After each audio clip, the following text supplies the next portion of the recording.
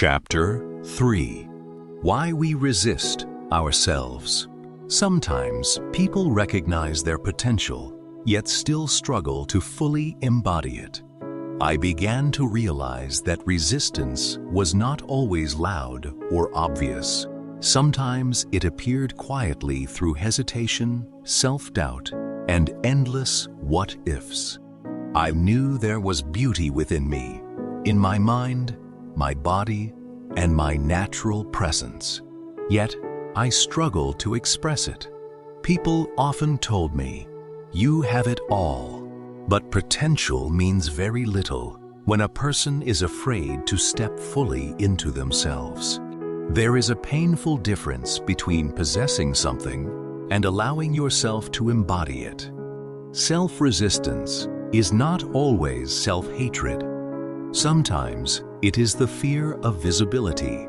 The tragedy is never that we have nothing to offer. The tragedy is how long we keep ourselves hidden.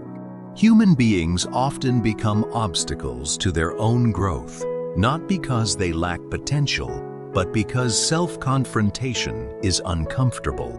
Denial. Denial is one of the most common ways we resist truth, growth, and transformation. It is often the mind's attempt to protect us from realities we are not yet ready to face. Human beings have an extraordinary ability to avoid what threatens their sense of stability.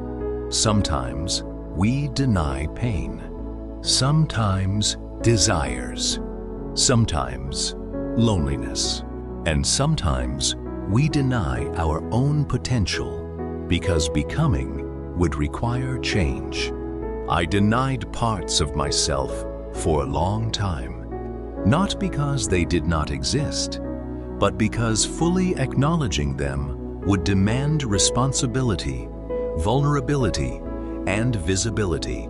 Denial delays transformation.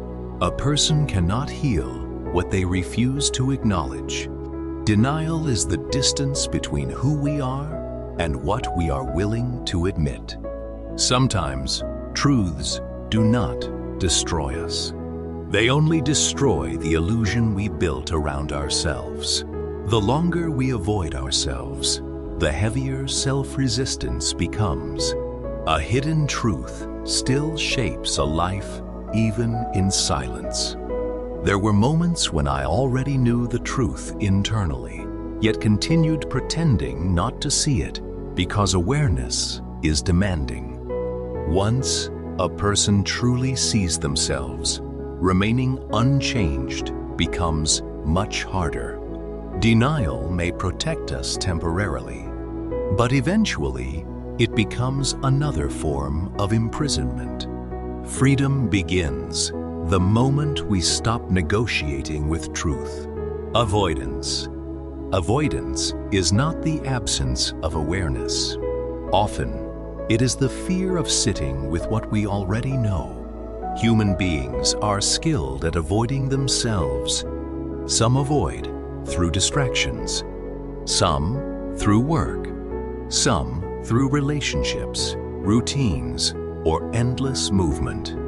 Anything that prevents silence long enough for truth to surface. Avoidance is seductive because it creates temporary relief, but what is avoided rarely disappears. It waits quietly beneath the surface, shaping thoughts, behaviors, and emotions from the shadows.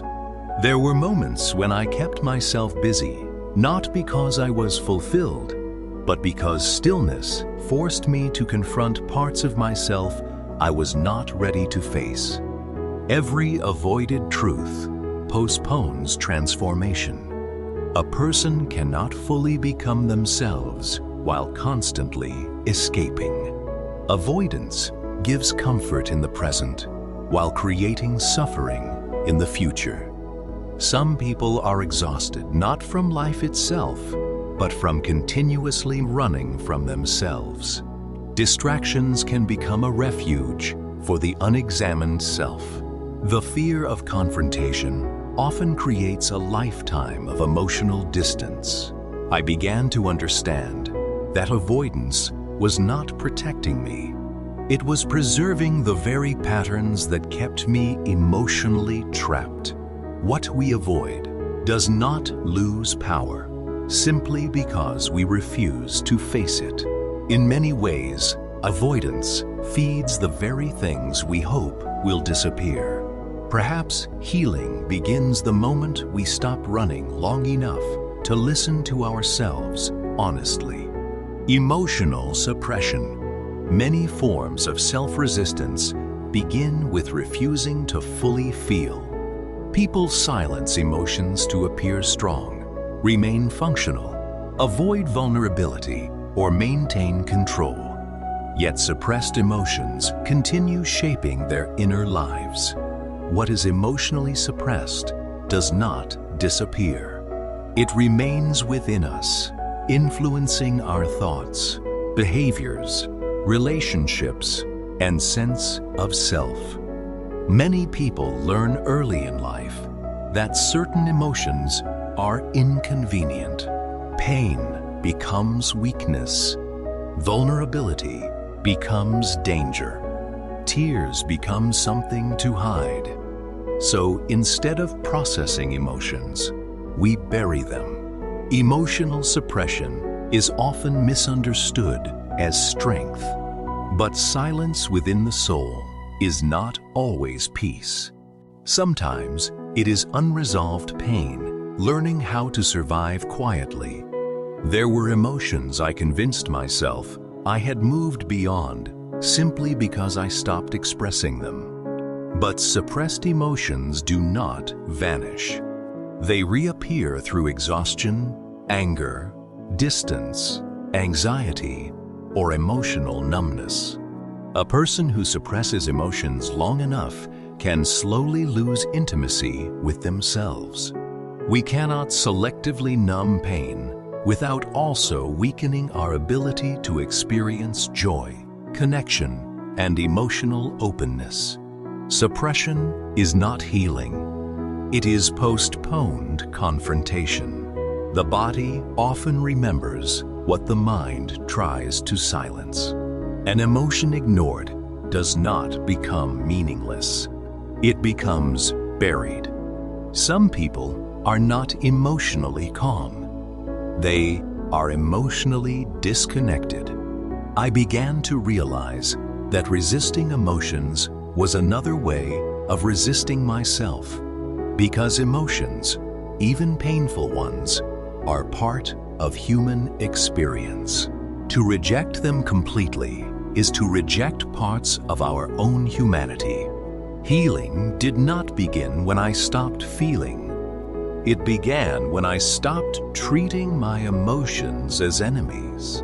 Perhaps emotional maturity is not learning how to suppress feeling, but learning how to face it without fear. Internal conflict. There is a particular exhaustion that comes from internal conflict. The exhaustion of wanting two opposite things at once. Wanting change while fearing it. Wanting love while fearing vulnerability. Wanting freedom while remaining attached to familiarity. Internal conflict begins when the mind, emotions, desires, and fears stop moving in the same direction. There were moments when I knew what I wanted internally, yet still resisted moving toward it. Part of me longed for growth, while another part clung desperately to comfort and certainty. Sometimes people are torn between who they truly are and who they learned they were expected to be.